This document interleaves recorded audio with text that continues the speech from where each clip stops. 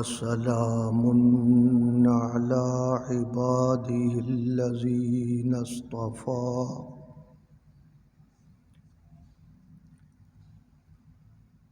الحمد لله نحمده ونستعينه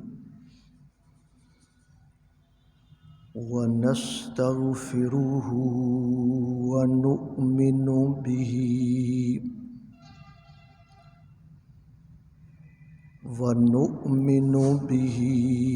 ونتوكل عليه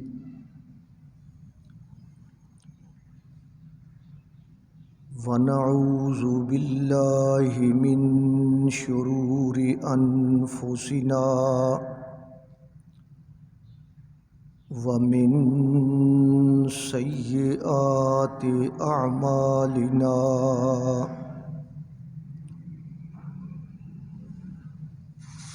من يهده الله فلا مضل له ومن يضلله فلا هادي له ونشهد أن لا إله إلا الله وحده لا شريك له ونشهد أن سيدنا ومولانا محمدًا عبده ورسوله صلى الله تعالى عليه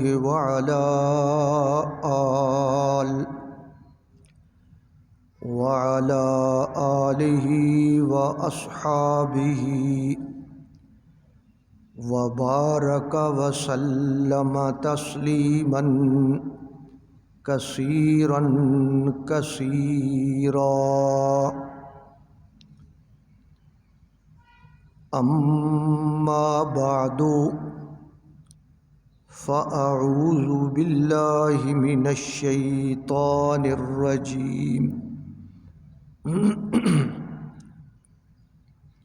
بسم الله الرحمن الرحيم والنجم إذا هوى ما ضل صاحبكم وما غوى وما ينطق عن الهوى إن هو إلا وحي يوحى آمنت بالله صدق الله مولانا العظيم۔ درود پاک پڑھ لیں۔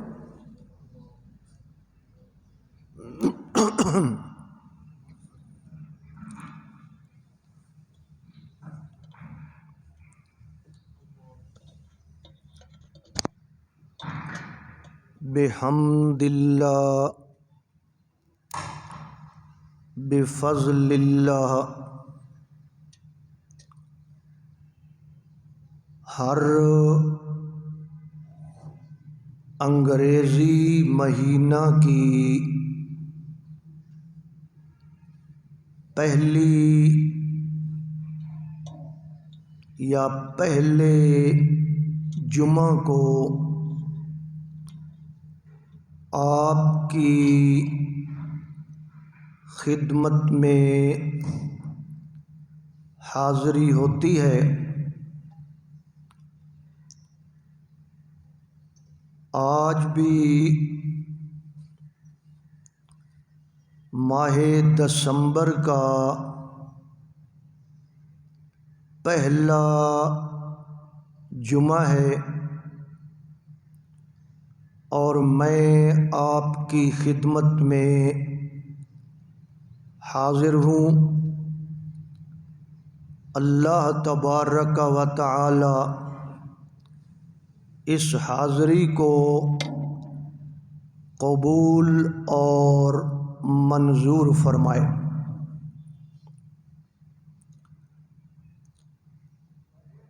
قرآن مجید کے اندر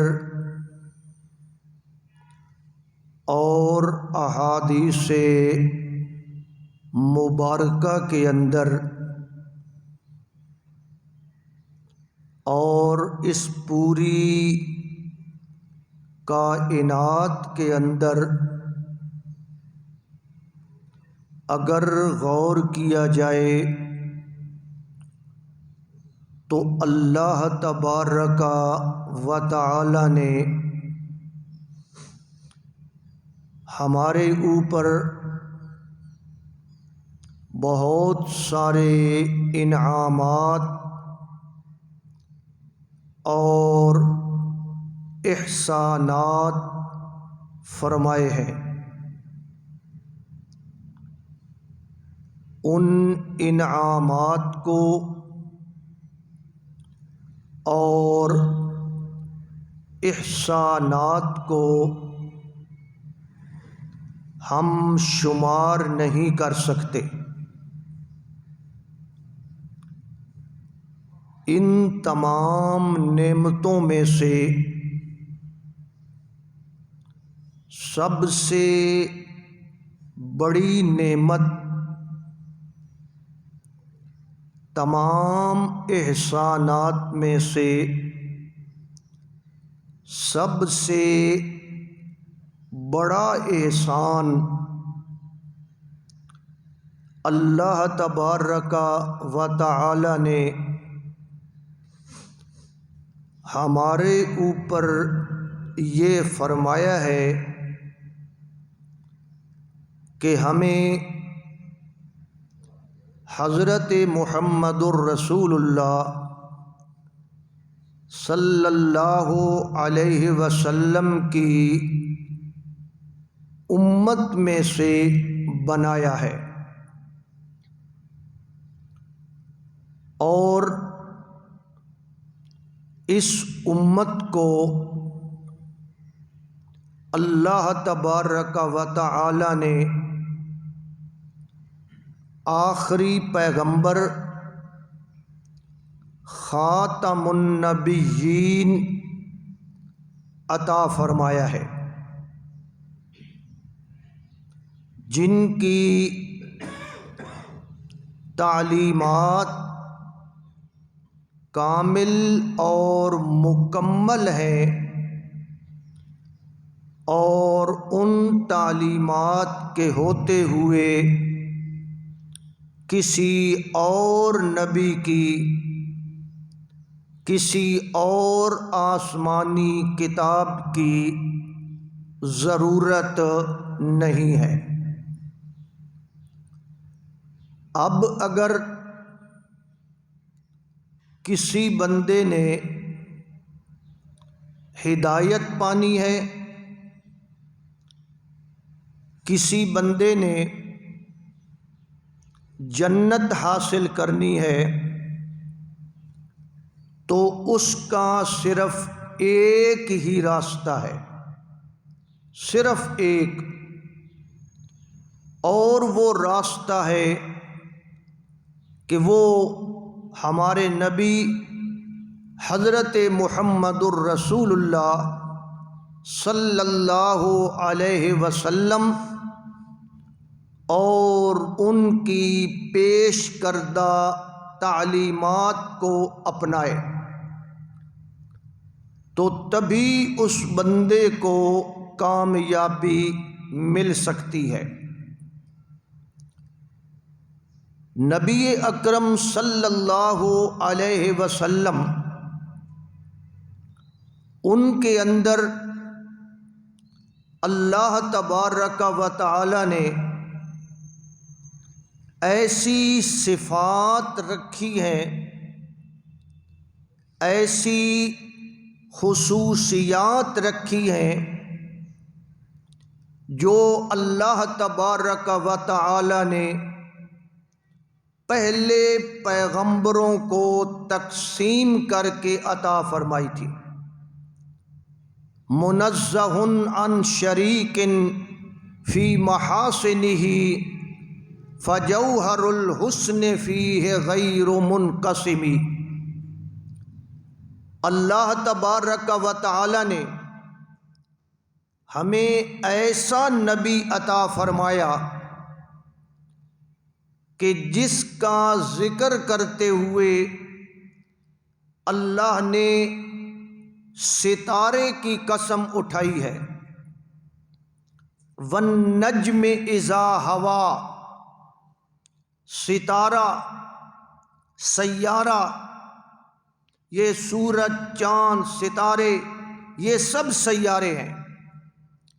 اللہ تبارک و تعالی فرماتے ہیں کہ اس کائنات کے اندر ہر سیارہ، ہر ستارہ جو بھی ہے اس کا ایک راستہ مقرر ہے۔ کوئی سیارہ، کوئی ستارہ اپنے راستے سے ہٹتا نہیں ہے۔ یہ آپ جانتے ہیں سردیوں گرمیوں میں سورج کا جناب طلوع اور غروب یہ تبدیل ہوتا رہتا ہے۔ جو نظام اللہ نے، جو راستہ اللہ نے مقرر فرما دیا ہے، اس سے وہ ستارہ ادھر ادھر نہیں ہوتا۔ اگر کوئی ستارہ، کوئی سیارہ، مثلاً یہ سورج، یہ ایک سوتر برابر بھی اپنی جگہ سے ہل جائے یا اپنے راستے کو چھوڑ دے تو کیا خیال ہے نظام عالم قائم رہ سکتا ہے جی؟ سارا نظام عالم درہم برہم ہو جائے گا۔ اس لیے ضروری ہے کہ ستارے کا جو راستہ مقرر ہے وہ بالکل اس راستے پہ چلتا رہے، ورنہ تو کیا ہو جائے گا، کائنات کا نظام ہی درہم برہم ہو جائے گا، ایکسیڈنٹ ہو جائے گا، نظام عالم فنا ہو جائے گا۔ اللہ فرماتے ہیں والنجم اذا ہوا ما ضل صاحبکم وما غوا۔ جس طرح ستارے کے لیے ایک راستہ مقرر ہے اور وہ اپنے راستے سے بال برابر بھی ادھر ادھر نہیں ہو سکتا، اگر ہو جائے نظام عالم برباد ہو جائے۔ ما ضل صاحبکم وما غوا، اسی طرح میرے پیغمبر، ان کے لیے جو راستہ میں نے مقرر کیا ہے وہ بھی اپنے راستے سے ادھر ادھر نہیں ہوتے، نہ گمراہ ہوتے ہیں، نہ راستہ بھولتے ہیں، حتیٰ کہ اللہ فرماتے ہیں راستہ بھولنا تو درکنار، ما ینطق عن الہوا، میرا پیغمبر اپنی زبان سے جو کچھ بولتا ہے وہ اس کا بولنا بھی اتنا ٹھیک ہے کہ گویا کہ اللہ کی وحی سے بول رہا ہے۔ اللہ نے نبی کریم صلی اللہ علیہ وسلم کی زبان کی گارنٹی دی ہے، میری تیری زبان کی کوئی گارنٹی نہیں ہے، اللہ کے ولیوں کی زبان کی کوئی گارنٹی نہیں ہے، نیک لوگوں بزرگوں کی زبان کی کوئی گارنٹی نہیں ہے۔ گارنٹی دی ہے اللہ نے اپنے آخری پیغمبر امام الانبیاء حضرت محمد الرسول اللہ صلی اللہ علیہ وسلم کی زبان کی، کہ میرے پیغمبر کی زبان پہ جب بھی کوئی بات آئے گی وہ بات حق ہوگی، وہ درست ہوگی۔ ان هو الا وحی یوحیٰ، وہ اس کی زبان ہلے گی تو میری مرضی کے مطابق ہلے گی۔ یعنی گفتگو بھی اللہ کے پیغمبر کی وہ اللہ کے حکم کے تابع ہمارے لیے مشعل راہ ہے۔ نبی پاک صلی اللہ علیہ وسلم کے ایک صحابی تھے حضرت عبداللہ ابن عمر ابن العاص، سب کہیں رضی اللہ تعالی عنہ۔ یہ لکھنا جانتے تھے۔ اس زمانے میں لکھنا بہت کم لوگ جانتے تھے، چند بندے ہوتے تھے جو لکھنا جانتے ہوں۔ یہ لکھنا جانتے تھے، ہر وقت اپنی جیب میں کاغذ قلم دوات رکھتے تھے، اور نبی پاک صلی اللہ علیہ وسلم جب بات کرتے تو حضرت عبداللہ ابن عمر اس کو لکھ لیتے۔ حضور نے واعظ فرمایا، اس کو لکھ لیتے، جیسے آج ہم ریکارڈ کر لیتے ہیں، محفوظ کر لیتے ہیں، تو یہ لکھ لیتے تھے۔ حتیٰ کہ پیغمبر علیہ الصلاۃ والسلام اگر مجلس میں بیٹھے ہیں، باتیں ہو رہی ہیں، یہ پھر بھی لکھ لیتے تھے۔ اگر آپ غصے میں ہیں، کسی پر ناراض ہو رہے ہیں، یہ پھر بھی لکھ لیتے تھے۔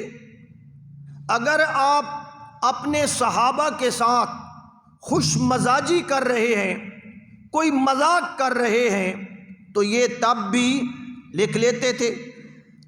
بعض لوگوں نے یا قریش نے حضرت عبداللہ کو منع کیا کہ بھائی آپ ہر بات لکھ لیتے ہیں، ہر بات آپ ریکارڈ میں لے آتے ہیں، آپ کم از کم نبی پاک صلی اللہ علیہ وسلم جب تقریر کرتے ہیں وہ لکھا کریں۔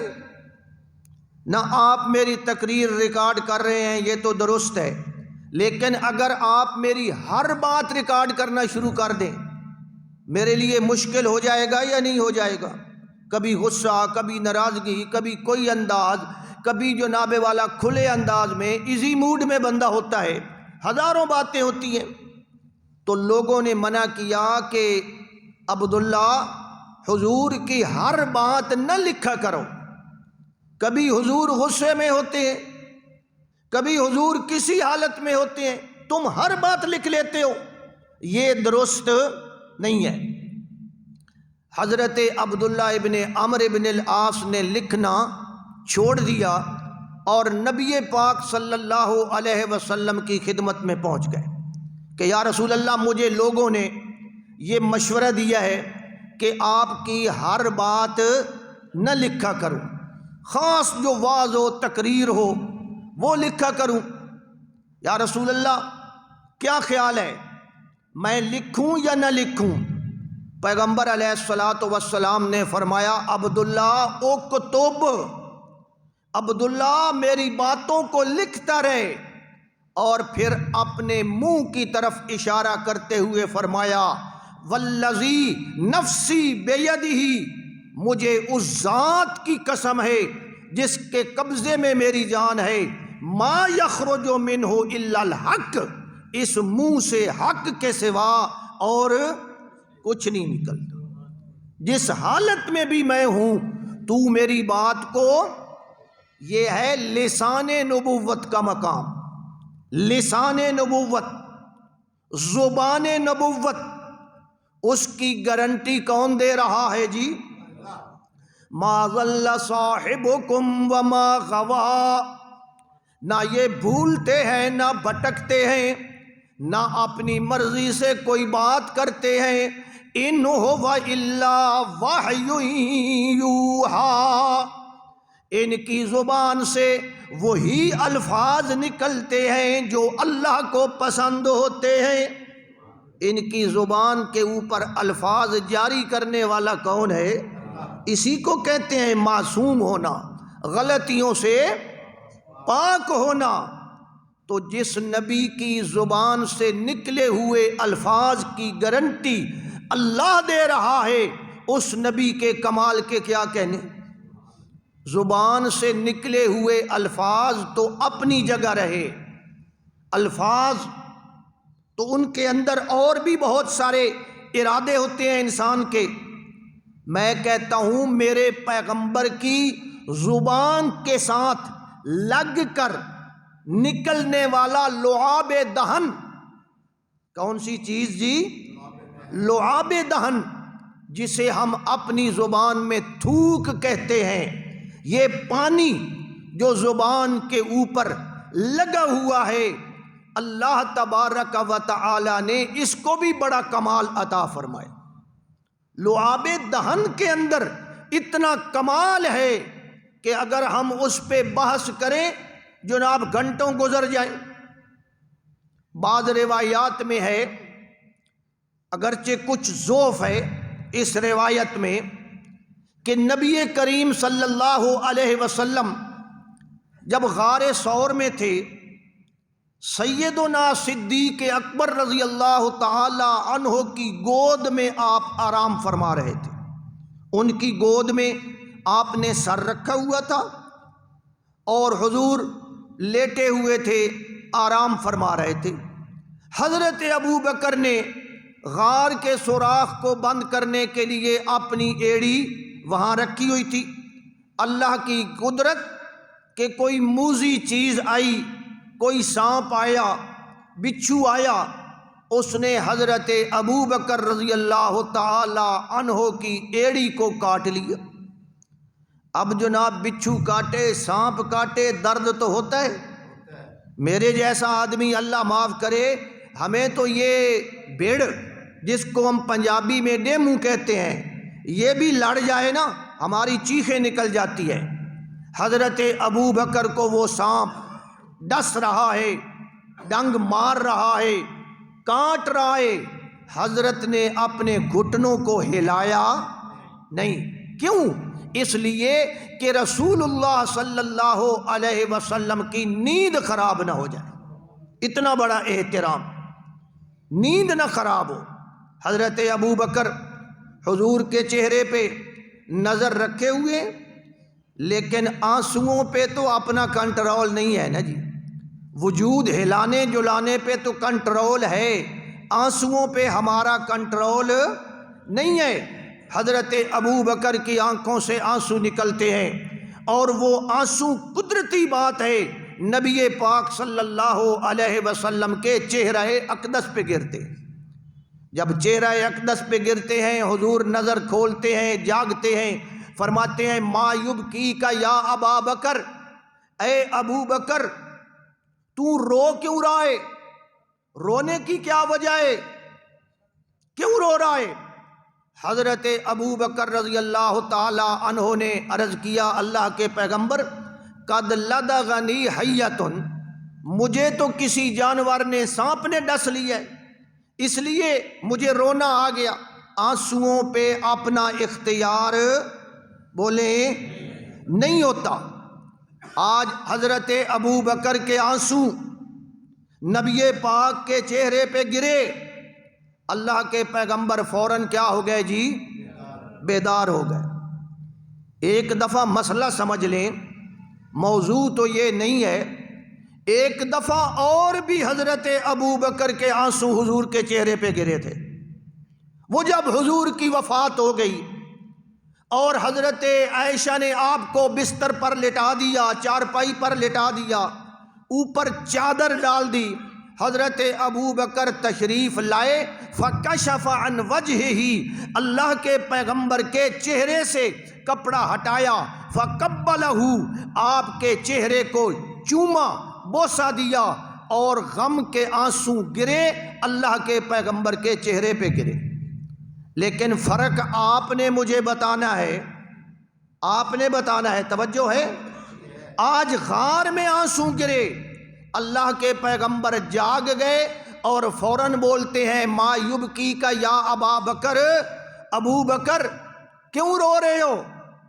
اور آج وفات کے بعد آنسو گرے، آج بھی اللہ کے پیغمبر نے پوچھا، آنکھ کھولی، حضرت ابو بکر سے سوال کیا کہ کیوں رو رہے ہو؟ سمجھ جائیں زندگی اور موت میں یہ کیا ہوتا ہے جی؟ فرق ہوتا ہے۔ جب نبی پاک صلی اللہ علیہ وسلم کو پتہ چلا نا کہ ان کی ایڑی پہ کسی جانور نے ڈنگ مارا ہے، روایات میں یہ الفاظ آتے ہیں فَبَصَقَ رسول اللہ، بَصَقَ تھوک نکالا، لعاب دہن لگایا، فَبَصَقَ رسول اللہ، اللہ کے پیغمبر نے اللہ سے دعا کرتے ہوئے حضرت ابو بکر کی ایڑی پہ اپنا لعاب دہن لگا دیا۔ یہ کون سی چیز ہے جی؟ یہ تھوک ہے، جس کو میں اور آپ گھٹیا سمجھتے ہیں، منہ پہ جناب ہاتھ رکھتے ہیں، کپڑا رکھتے ہیں، دوسرے کو بیماری نہ لگ جائے، کوئی اور مسئلہ نہ بن جائے، لیکن اللہ کے نبی کے تھوک کے اندر بھی اللہ نے وہ کمالات رکھ دیے جو میری تیری دواؤں کے اندر بھی نہیں ہے۔ فَبَصَقَ رسول اللہ، اللہ کے پیغمبر نے حضرت ابو بکر کی ایڑی پہ اپنا لعاب دہن لگایا اور اللہ سے دعا فرمائی، اللہ نے حضرت ابو بکر کی ایڑی کے اندر وہ سانپ کے زہر کو دور فرما دیا۔ یہ کس کا اثر ہے جی؟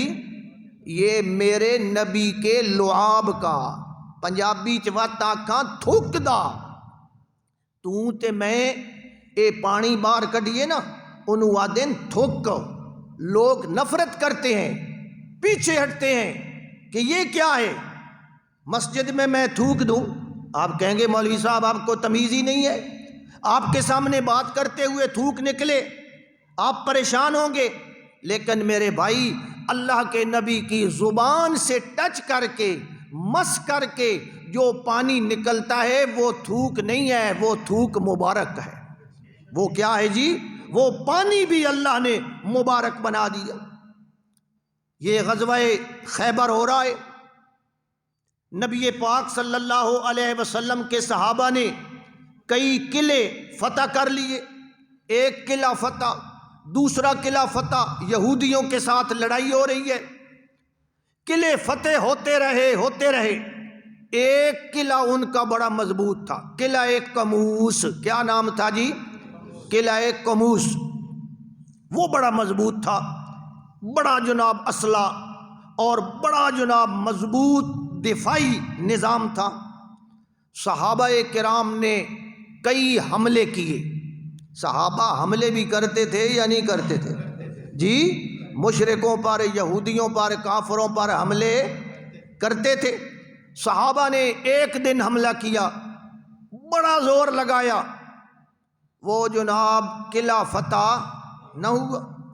دوسرے دن اللہ کے نبی نے اور صحابہ کو بھیجا، پھر جاؤ، قلعہ فتح نہ ہوا۔ کئی دفعہ حملہ کیا، اللہ کے پیغمبر صلی اللہ علیہ وسلم اپنی جگہ پریشان، صحابہ اپنی جگہ پریشان۔ ایک دن عشاء کے بعد سوچ رہے تھے نا کہ قلعہ فتح نہیں ہو رہا، کیا کریں؟ 9 قلعے تھے، کتنے قلعے تھے؟ 9، 8 قلعے فتح ہو چکے ہیں، یہ آخری ہے اور بڑا سخت ہے۔ نبی پاک صلی اللہ علیہ وسلم نے اس وقت ارشاد فرمایا لَأُعْطِيَنَّ الرَّعْيَةَ غَدًا رَجُلًا، کل میں جھنڈا ایک ایسے بندے کو دوں گا، ایسے بندے کو عطا کروں گا، یحب اللہ ورسولہ، جو اللہ اور اس کے رسول سے محبت رکھتا ہے، وَيُحِبُّهُ اللَّهُ وَرَسُولُهُ، اور اللہ اور اس کے رسول بھی اس سے محبت رکھتے ہیں۔ یہ حضرت سیدنا علی رضی اللہ تعالی عنہ کی جزوی فضیلت ہے۔ صحابہ سارے اللہ کے محبوب ہیں، یہ نہیں کہ ایک بات سنی اور آپ پریشان ہو جائیں، سب محبوب ہیں، یہ کسی وقت جزوی فضیلت بیان کی جاتی ہے۔ میں اس بندے کو جھنڈا دوں گا کل انشاءاللہ، یحب اللہ ورسولہ، جو اللہ اور اس کے رسول سے محبت رکھتا ہے، وَيُحِبُّهُ اللَّهُ وَرَسُولُهُ، اور اللہ اور اس کے رسول بھی اس بندے سے محبت رکھتے ہیں۔ یفتح اللہ علی یدیہ، اور مجھے امید ہے کہ اللہ اس کے ہاتھ پہ یہ قلعہ فتح کر دے گا۔ اللہ کے نبی صلی اللہ علیہ وسلم نے عشاء کے وقت یہ بات فرمائی کہ بھائی اب قلعہ فتح نہیں ہو رہا، کل میں ایک بندے کو جھنڈا دوں گا، معلوم یہ ہوتا ہے اوپر سے اللہ نے بتایا ہے، کل میں جھنڈا دوں گا جناب، اور امید ہے یفتح اللہ علی یدیہ، اللہ اس کے ہاتھ پر یہ قلعہ فتح کون کرے گا جی؟ یفتح اللہ، فتح دینے والا کون ہے؟ اللہ اس کے ہاتھ پہ فتح دے گا۔ جب دوسرا دن ہوا نا، صبح کی نماز پڑھی، صحابہ کرام نبی پاک صلی اللہ علیہ وسلم کے پیچھے نماز پڑھ کے آگے آگے ہوتے ہیں، آگے آگے کہ آپ اللہ کے نبی نے جھنڈا دینا ہے، نہ کوئی ساڈے جے ہویا تے اسی کے کریے، اسی پیچھے ہوئی میں کہ لڑائی نہ کرنی پے بنجے، کیونکہ جھنڈا جس کے پاس ہوتا ہے وہ تو ہیڈ ہوتا ہے۔ صحابہ آگے آگے ہوتے ہیں، یا رسول اللہ جھنڈا آپ نے فرمایا تھا دینا ہے، نبی پاک صلی اللہ علیہ وسلم نے فرمایا اینا علی ابن ابی طالب، علی ابو طالب کا بیٹا کہاں ہے؟ آج میں جھنڈا اس کو دینا چاہتا ہوں۔ صحابہ نے عرض کیا یا رسول اللہ حضرت علی تو بیمار ہیں، حضرت علی تو خیمے میں ہیں، وہ تو یہاں نماز پڑھنے کے لیے آ بھی نہیں سکے، اتنے بیمار ہیں۔ حضرت علی رضی اللہ تعالی عنہ کو قدرتی طور پر ایک بیماری تھی، حضرت علی بیمار بھی ہو سکتے ہیں یا نہیں ہو سکتے، اور جو کہتے ہیں علی مشکل کشا، ان کا مشکل کشا کیا ہو گیا جی؟ بیمار ہو گیا۔ وہ اپنا خیال کریں جناب، سوچیں اپنا نظام۔ حضرت علی بیمار ہیں، وہ تو یہاں نماز پڑھنے کے لیے بھی نہیں آ سکے، انہوں نے خیمے میں نماز پڑھی ہے، اور بیماری کیا تھی؟ قد رمد عینیہ، ان کی دونوں آنکھیں جو ہیں وہ پنجابی چونا سکیا دیاں اکھاں آ گئیاں، او نکیاں ہوں دیاں اکھاں دیاں، پھر کتنے دیہاڑے جناب اکھیاں سجیاں راندیاں، تے پھر جناب پٹیاں، تے پھر وہ ایک رمد چشم بیماری ہے آنکھوں کی۔ حضرت علی کو یہ بیماری بچپن سے ہوتی تھی، بچپن سے ہر موسم میں یہ بیماری آ جاتی تھی۔ اب جب صحابہ نے یہ بتایا نا کہ یا رسول اللہ حضرت علی تو آئے بھی نہیں اور وہ تو خیمے میں ہیں، پیغمبر علیہ الصلوۃ والسلام نے فرمایا علی کو بلاؤ۔ حضرت علی رضی اللہ تعالی عنہ کو بلایا گیا، انہوں نے کہا میں کیسے جا سکتا ہوں؟ روایات میں یہ بات آتی ہے کہ حضرت علی کی آنکھیں اس طرح بند تھیں کہ آنکھیں کھل ہی نہیں رہی، نظر ہی کچھ نہیں آ رہا۔ حضرت علی ایک آدمی کے کندھے پہ ہاتھ رکھ کے نبی پاک صلی اللہ علیہ وسلم کی خدمت میں حاضر ہوئے، آنکھیں بالکل بند ہیں، نظر کچھ نہیں آ رہا۔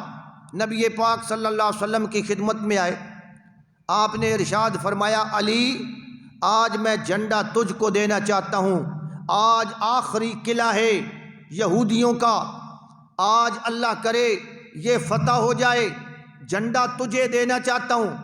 حضرت علی مسکرائے اور عرض کیا اللہ کے پیغمبر میری حالت دیکھ رہے، میری تو آنکھیں خراب ہیں، مجھے تو آپ بھی نظر نہیں آ رہے، میں تو اتنا بیمار ہوں، میں تو خیمے میں اسی لیے پڑا ہوں کہ اتنی شدید تکلیف اور درد اور آنکھیں بالکل ورم کی وجہ سے بند، مجھے تو نظر بھی کچھ نہیں آ رہا، میں بھلا کیسے جھنڈا لے کر جاؤں گا اور کیسے حملہ کروں گا، میں کیا کروں گا؟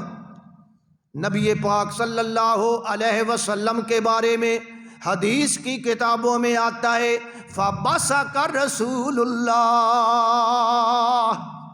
اللہ کے پیغمبر کا لعاب فَبَصَقَ رسول اللہ فی عینیہ، اللہ کے نبی نے اللہ سے دعا کی اور اپنا لعاب دہن اپنے منہ سے نکال کر حضرت علی کی آنکھوں پہ لگا دیا۔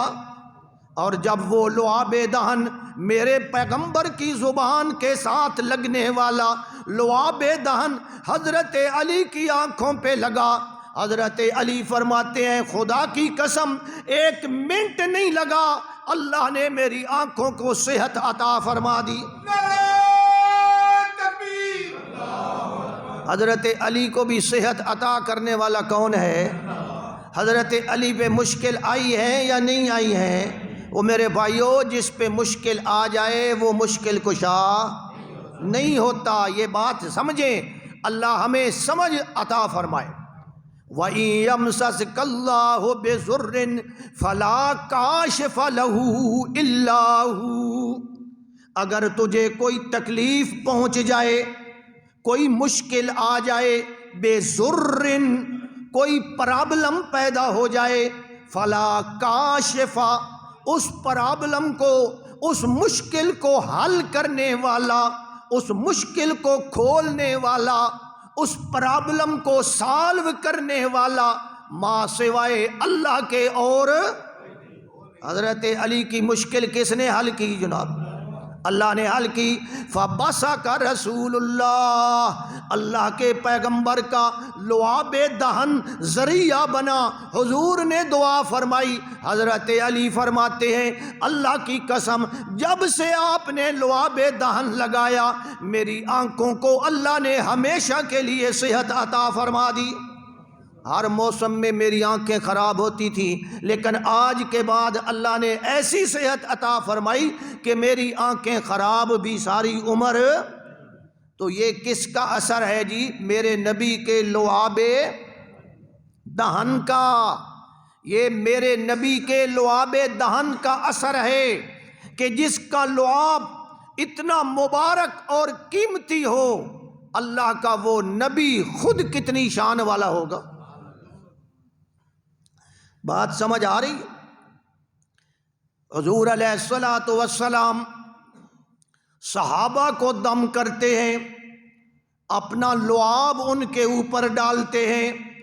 نفسا، جب دم کرتے تھے نا حضور تو ایسے پھونک نہیں مارتے تھے جیسے ہم مارتے ہیں، حضور ایسے پھونک مارتے تھے، یعنی تھوڑا سا لعاب بھی نکلتا تھا۔ یہ تو آج کل جناب ہم نے یہ بنا لیا ہے جی، اگلے تین کر کے کرو تو اس تھوڑے کو دم کراؤنا ہی کوئی نہیں، اس آخنا مولوی تھکا سٹیندا میرے اتنے۔ اصل چیز یہ ہے، اصل دم ہے بھی اس طرح کہ اس طرح کریں، خالص جناب ہوا نکالنا یہ مقصود نہیں ہے۔ مقصود یہ ہے کہ جس زبان کے ساتھ تم نے اللہ کا قرآن تلاوت کیا ہے اس زبان کے ساتھ لگا ہوا لعاب بھی باہر۔ اصل برکتیں کس کی ہیں جی؟ اللہ کے کلام کی ہیں۔ تو برکتیں دینے والا کون؟ اللہ۔ حضرت علی کی مشکل کشائی کرنے والا کون؟ اللہ۔ نبی پاک صلی اللہ علیہ وسلم حدیبیہ کے مقام پہ تشریف لے گئے۔ مکہ مکرمہ سے 6 میل پہلے شمیسی اور حدیبیہ کا مقام ہے۔ یہ پیغمبر علیہ الصلوۃ والسلام عمرہ کرنے کے لیے گئے سن 6 ہجری میں عمرے کی غرض سے، لیکن کفار نے آپ کو آگے نہ جانے دیا۔ نہ نبی پاک کا کیا ارادہ تھا کہ ہم کیا کریں گے، احرام باندھا تھا یا نہیں باندھا تھا، ساتھ جانور بھی لیے تھے یا نہیں لیے تھے، اللہ کی نام پہ قربان کرنے کے لیے احرام باندھا تھا، لیکن حضور کا ارادہ پورا ہوا۔ ارادے کس کے پورے ہوتے ہیں جی؟ انما امرہ اذا اراد شیئا ان یقول له کن فیکون۔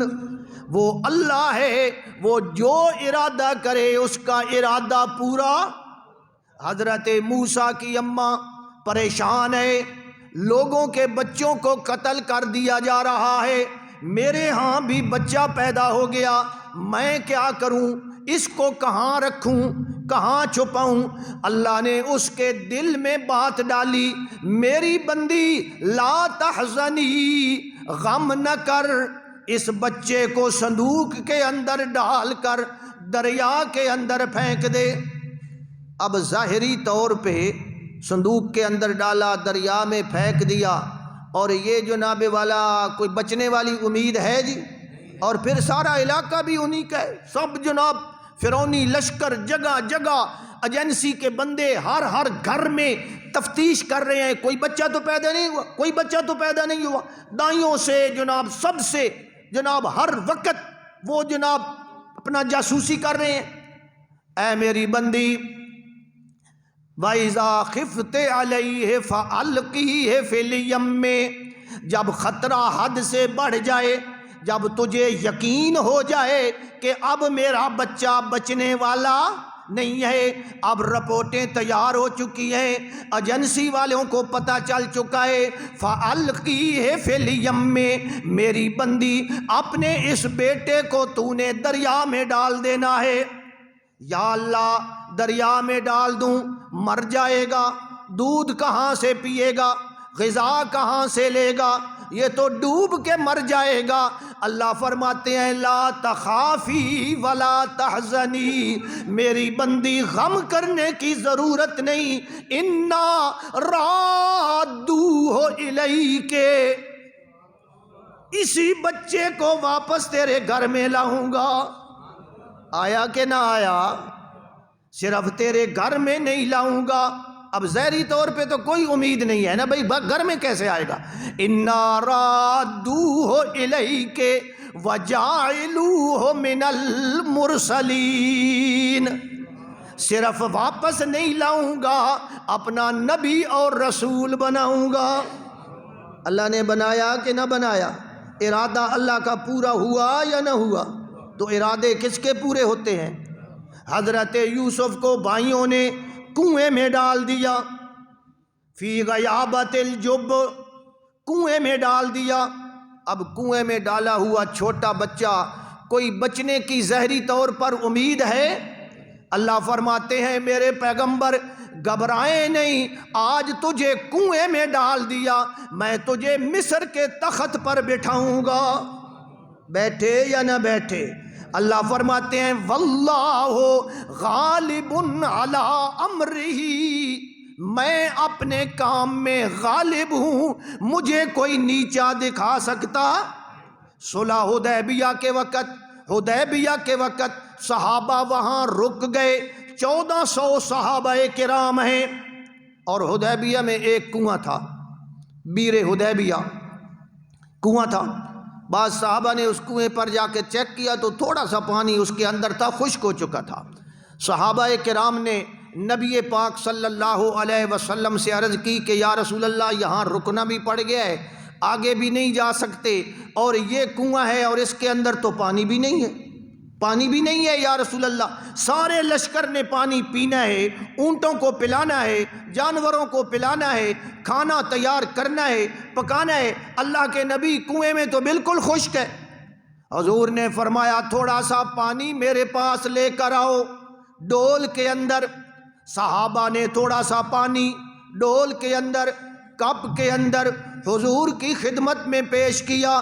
اللہ کے نبی نے اللہ سے دعا مانگی، اور اس ڈول کے اندر فَبَصَقَ رسول اللہ، اپنا لعاب، توجہ کریں نا، میں لعاب دہن کی تعریف کر رہا ہوں، ابھی تو حضور کا پسینہ آئے تو آپ حیران رہ جائیں گے۔ حضور نے فَبَصَقَ رسول اللہ، اللہ کے نبی نے اس کے اندر اپنا لعاب دہن ڈالا، کلی فرمائی، اور اس کے اندر پانی ڈال دیا۔ فرمایا اللہ کا نام لے کر یہ کنویں میں ڈال دو، اللہ مدد فرمائے گا۔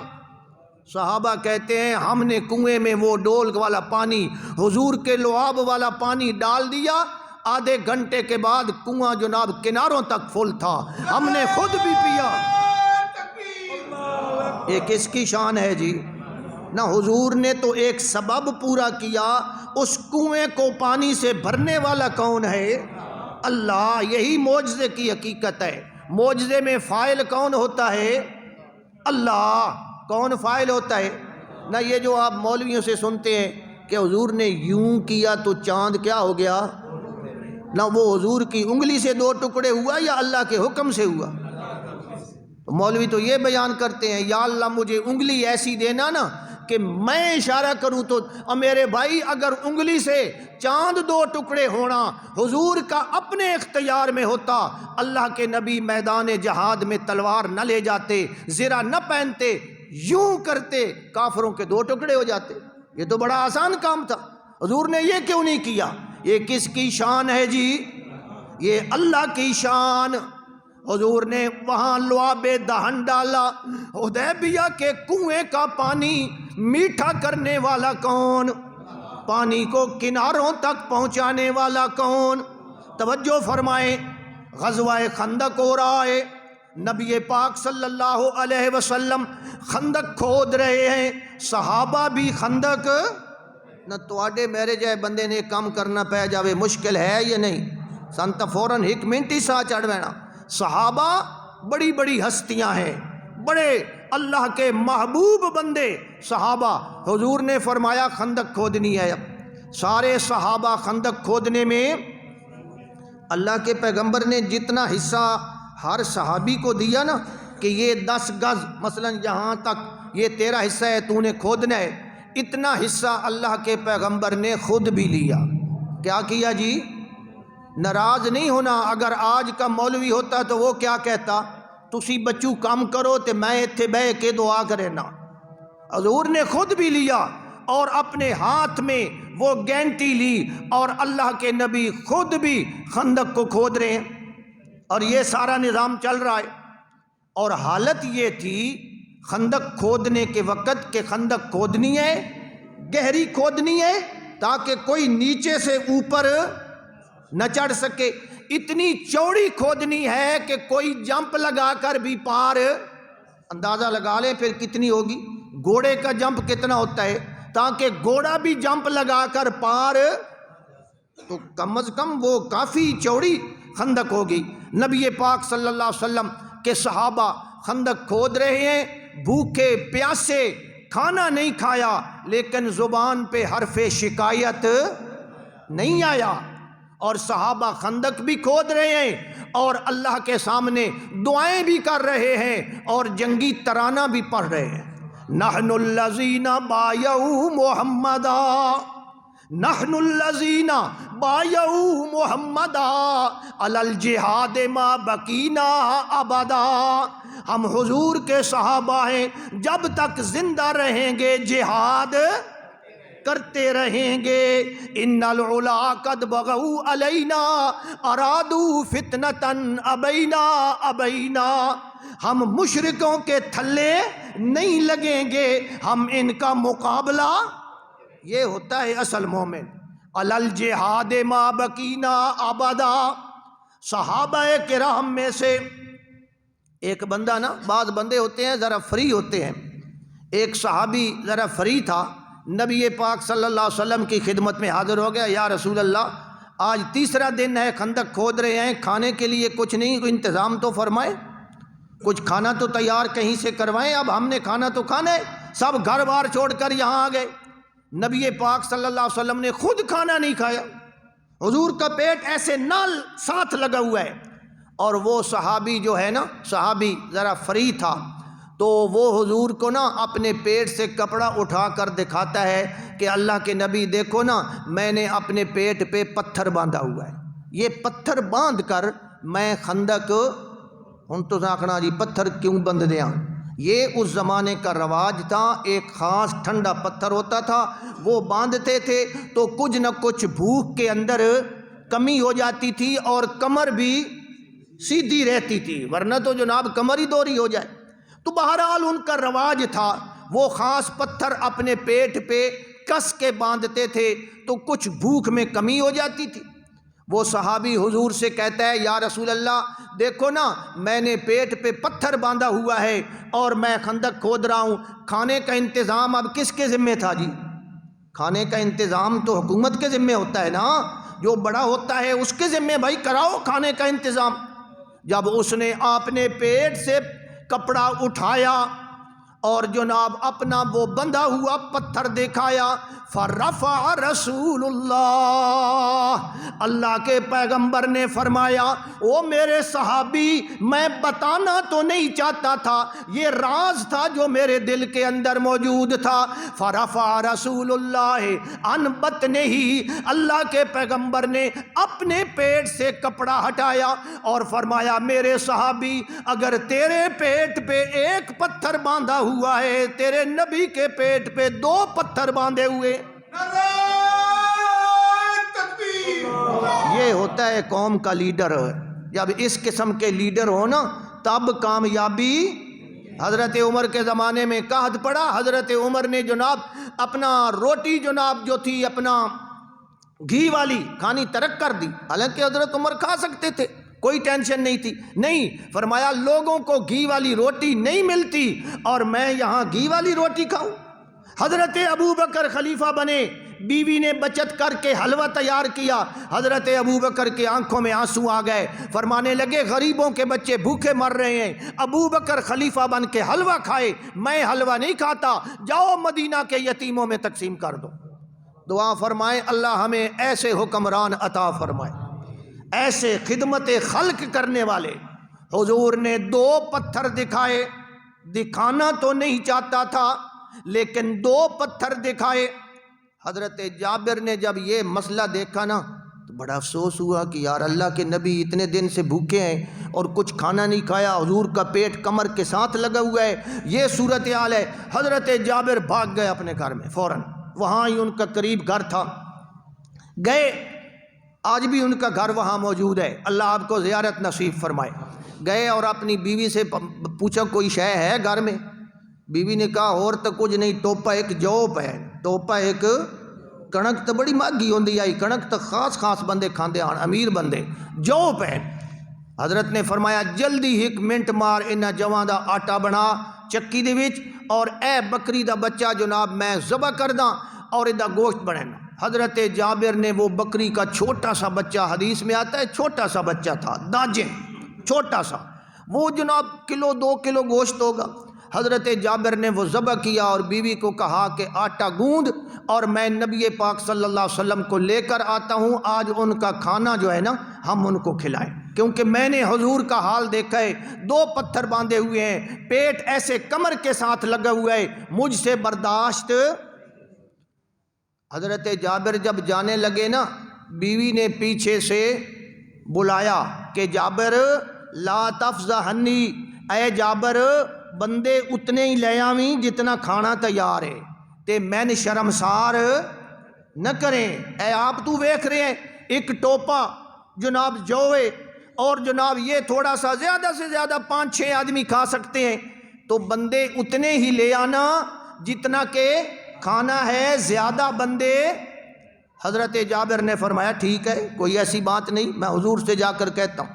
حضور کی خدمت میں گئے، یا رسول اللہ صلی اللہ علیہ وسلم ذرا میری گل سنو، نبی پاک نو بندیاں کولو پرا ہٹایا، پرا ہٹا کے نا اور حضور دے کناں دے وچ گل کیتی، کناں دے وچ بڑی مٹھی، یا رسول اللہ میں کھانا تیار کیتا ہے، 5-6 آدمیاں دا کھانا ہے اور تسی اپنے خاص صحابہ حضرت ابو بکر، حضرت عمر، حضرت عثمان، حضرت علی، خاص 4-5 بندے لے کے میرے گھر آؤ تے کھانا میں تیار کیتا ہے تے قبول فرماؤ۔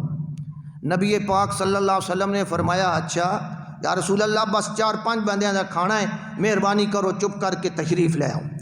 نبی پاک صلی اللہ علیہ وسلم نے جب سنا نا تو وہاں ایک ٹبہ تھا، حضور اس ٹبے پہ چڑھ گئے۔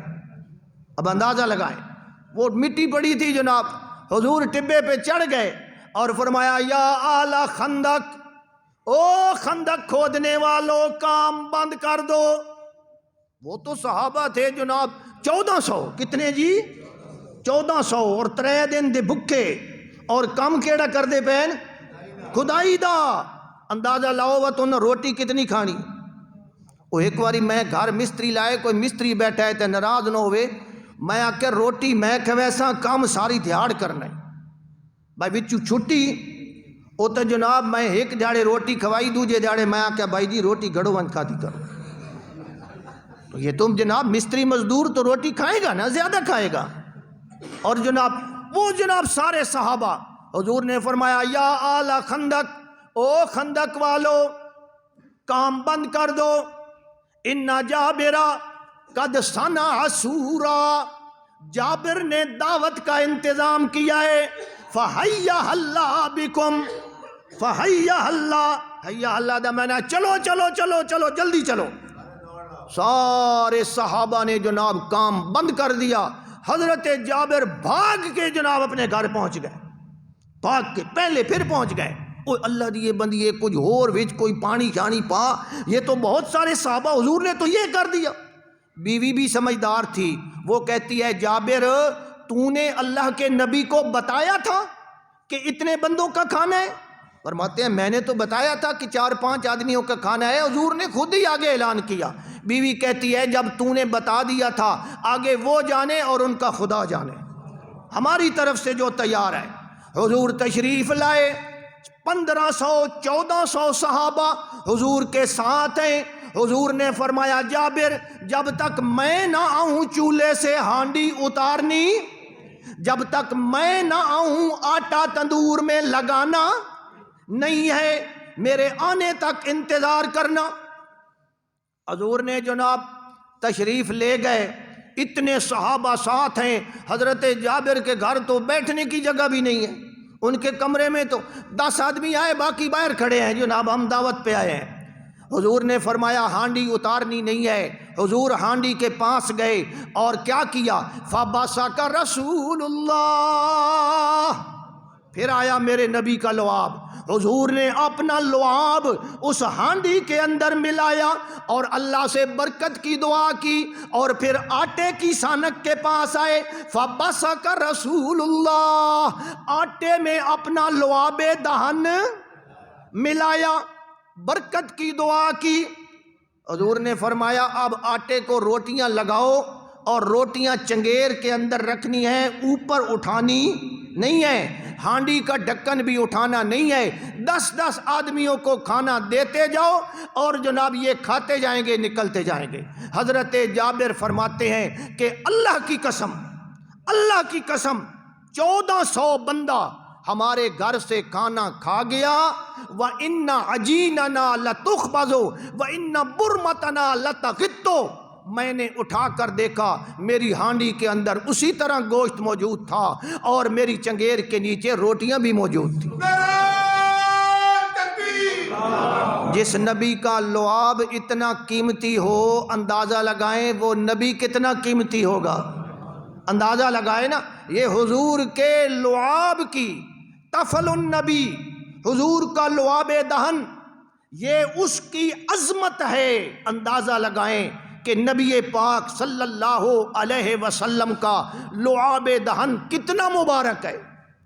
آخری گل میں کر دیواں، ناراض تھا نہ اسو، عبداللہ ابن ابی کا جنازہ آ گیا، توجہ ہے، عبداللہ ابن ابی کا جنازہ آ گیا، اس کا بیٹا صحیح مسلمان ہے، اور اللہ کے نبی سے کہتا ہے یا رسول اللہ میرے باپ کا جنازہ آپ نے پڑھانا ہے۔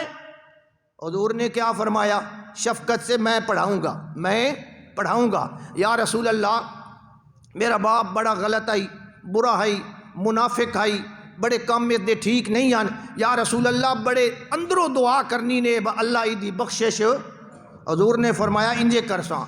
عبداللہ ابن ابی کے بیٹے نے کہا یا رسول اللہ اس کے کفن کے لیے نا اپنا کرتا دے دیں، اپنا کرتا۔ اس دیہاڑے اللہ دے نبی 2 کرتے پائے ہوئے آن، پتہ نہیں کوئی موسم ٹھڈا، مدینے میں ٹھڈ آ ونجے نا سردی وہ بڑی ڈاڈھی ہوندی ہے جناب۔ اساں ساری جناب والا ہمیشہ جناب اتھے مدینے جدو گئے تو سانے جرسیاں شرسیاں مول لینیاں پئیاں، اتنی ٹھاڈے، ورنہ ساڑھے جائے بندے پیسے خرچ کر کے راضی نہیں ہوندے، ایسے کہتے ہیں بھائی یار مشکل ہے، تم بڑی ٹھنڈ۔ حضور نے 2 قمیصیں پہنی ہوئی تھیں۔ عبداللہ ابن ابی کا بیٹا کہتا ہے یا رسول اللہ جیڑی اندر والی ہے نا تلو والی، او قمیض میرے باپ نو دیو، مہربانی کرو کفن واسطے۔ حضور نے وہی قمیض اتار کر دے دی۔ عبداللہ ابن ابی کو وہ قمیض پہنائی گئی۔ اللہ کے نبی صلی اللہ علیہ وسلم نے عبداللہ ابن ابی کا جنازہ تیار کروایا، اور جب جنازہ تیار ہو گیا حضور پھر اس کی میت کے پاس گئے اور آپ نے پھر اس کے منہ میں اپنا لعاب دہن ڈالا۔ کس کے منہ میں جی؟ بولیں فَبَصَقَ رسول اللہ، اللہ کے پیغمبر نے عبداللہ ابن ابی کے منہ میں اپنا لعاب دہن ڈالا، قمیض بھی دی اور پھر جنازے کے لیے تیار ہو گئے۔ حضرت عمر نے دیکھا نا پیچھے سے حضور کی قمیض پکڑ لی، یا رسول اللہ اے منافق بے ایمان ادھر جنازہ پڑھ دیو۔ حضور نے فرمایا اجے اللہ منع کوئی نہیں کیتا، میں پڑھ ساگو اللہ دی مرضی، نہ کہ حضرت رسول اللہ نہ پڑھو، اے بے ایمان منافق ہے ادھی بخشش۔ حضور نے فرمایا اللہ نے آج تک کو منع کیتا ہے، تین جنازہ پڑھن نال کے ہوندہ ہے میں جنازہ پڑھ سا۔ حضرت عمر نے فرمایا اللہ کے نبی یہ بے ایمان ہے، 70 واری بھی تسی جنازہ پڑھو اللہ اس بے ایمان نو بخشنا۔ اندازہ لگاؤ نا حضرت عمر کا مزاج ذرا جلالی تھا، اور حضور کا اس وقت مزاج کیا تھا؟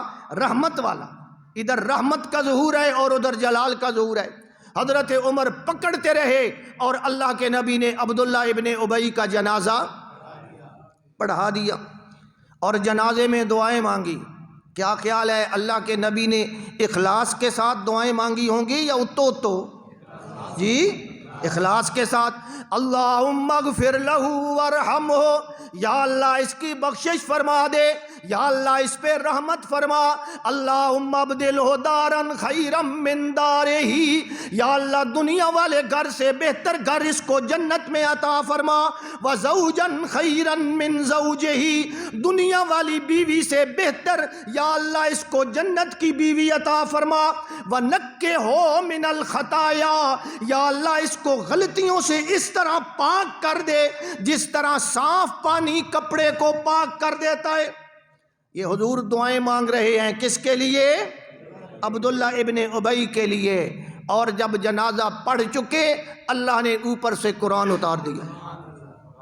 نہ ناراض نہ ہو آئے، لعاب دہن کی فضیلت آپ نے سنی ہے، لیکن یہاں بھی لعاب دہن اثر ہویا؟ کیوں نہیں ہویا؟ رب کا قانون بدل رہا ہے۔ رب کا قانون یہ ہے کہ میں نے مشرک کی مغفرت نہیں کرنی۔ میں توجہ دلانا چاہتا ہوں، اللہ نے اوپر سے قرآن اتار دیا، میرے پیغمبر استغفر لہم او لا تستغفر لہم ان تستغفر لہم 70 مرتن، میرے پیغمبر آپ نے ایک دفعہ جنازہ پڑھائے، 70 مرتبہ بھی جنازہ پڑھیں، دعا مانگیں میں نے اس کو معاف۔ کیوں؟ یہ مشرک تھا اور مشرک کے لیے میرا قانون ہے لا یغفر ان یشرک بہ، اللہ مشرک کی کبھی مغفرت، یہ قانون ہے اللہ کا۔ اور حضور کا کرتا بھی رہا، حضور کا لعاب دہن بھی اپنی جگہ رہا، لیکن عبداللہ ابن ابی کی مغفرت اب سمجھ آ گئی۔ لعاب دہن بڑی برکت والا ہے، لیکن جب مشرک کے لیے استعمال ہوگا وہاں اس کا بھی فائدہ کوئی نہیں۔ نبی پاک صلی اللہ علیہ وسلم نے دعا مانگی اور پھر وہ سارا کچھ ہوا۔ توجہ فرمائیں، عبداللہ ابن ابی کا جنازہ کس نے پڑھایا؟ جی حضور نے پڑھایا۔ عبداللہ ابن ابی دفن کہاں ہوا؟ مدینے میں۔ تسی یاد ہو نا یا اللہ مجھے مدینے کی موت عطا فرما، بڑی اچھی گل ہے، نال اے بھی آکھیا کرو یا اللہ میں نے ایمان والی موت نصیب فرما۔ یہ ایمان نہ ہویا تو نرے مدینے والی موت کوئی فائدہ۔ عبداللہ ابن ابی مدینے میں دفن ہے، جنت البقیع میں دفن ہے۔ اس لیے میرے بھائی اگر وہ جنت البقیع میں بھی دفن ہے، اس کا کفن وہ حضور کے کرتے والا کفن ہے۔ اسی تا دیا نا زمزم نال دھو کے لے آویں بھائی میں کفن پاونا میری بخشش ہو ویسی۔ بخشش کی بنیاد کس چیز پر ہے جی؟ ایمان اور عقیدے پہ۔ جنت ملے گی اور ایمان بنے گا قرآن سے، یہ بات سمجھ لیں، ایمان سے مغفرت ہوگی۔ نبی پاک صلی اللہ علیہ وسلم نے اس کا جنازہ پڑھا، مدینے میں دفن ہوا، بخشش ہوئی جی؟ ہاں، اس واسطے کسے آکھیا ہے علم دے پڑھیاں اشراف نہ بن دے، علم دے پڑھیاں اشراف نہ بن دے جڑے ہون اصل کمینے. جو کمین اور کمی بندہ ہو نا، جس کی ذہنیت خراب ہو، اس کو چاہے جتنا بھی عالم بنا دو، علم اس کے اندر ڈال دو، وہ کبھی جناب چینج. علم دے پڑھیاں اشراف نہ بن دے جڑے ہون اصل کمینے. پتل کدے سونا نہیں بندا. پتل دا جناب زیور بناؤ، اتے نگینے جڑو. پتل کدے سونا نہیں بندا باویں جڑیے لال نگینے. سمجھ آ گئی گل دی؟ ہاں. بخیل تھی کدے صدقہ نہ ہوندا. بخیل کنجوس آدمی. بخیل تھی کدے صدقہ نہ ہوندا باویں ہون لکھ خزینے. جتنے بھی خزانے ہوں وہ کبھی صدقہ کر نہیں سکتا. بلیا باج ایمان دے جنت نہیں ملنی باویں مریے وچ. وآخر دعوانا ان الحمد